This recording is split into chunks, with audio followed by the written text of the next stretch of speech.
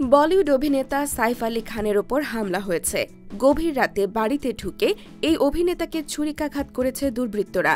আহত অবস্থায় হাসপাতালে ভর্তি সাইফ। পিটিআইয়ের বরাতে বিভিন্ন ভারতীয় গণমাধ্যম খবরটি নিশ্চিত করেছে। জানা গেছে, গতকাল বুধবার মধ্যরাতে সাইফের বান্দ্রার বাড়িতে একদল দুর্বৃত্ত ঢুকে পড়ে। সে সময় বাড়ির সবাই ঘুমোচ্ছিল। দুর্বৃত্তরা একাধিকবার সাইফকে ছুরি দিয়ে আঘাত করে পালিয়ে যায়। রক্তাক্ত অবস্থায় অভিনেতাকে মুম্বাইয়ের লীলাবতী হাসপাতালে ভর্তি করা হয়। সেখানে চিকিৎসা চলছে। মুম্বাইয়ের বান্দ্রা ওয়েস্টে স্ত্রী কারিনা কাপুর খান এবং দুই ছেলে তৈমুর ও জাহারিকে নিয়ে থাকেন সাইফ। মুম্বাই পুলিশ জানিয়েছে, গতকাল দিবাগত রাত 2:30টার দিকে এ ঘটনা ঘটেছে।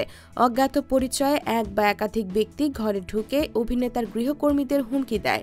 এ সময় সাইফ সেখানে গেলে তার উপর হামলা করা হয়।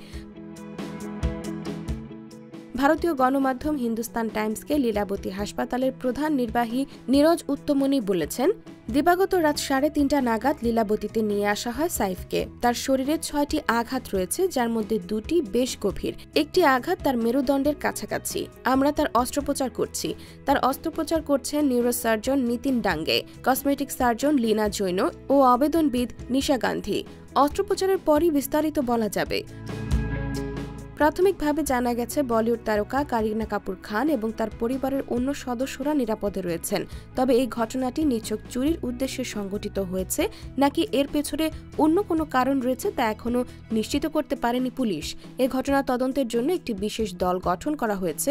তদন্তের অগ্রগতি সম্পর্কে পুলিশ শীঘ্রই বিস্তারিত জানাবে বলে ধারণা করা হচ্ছে।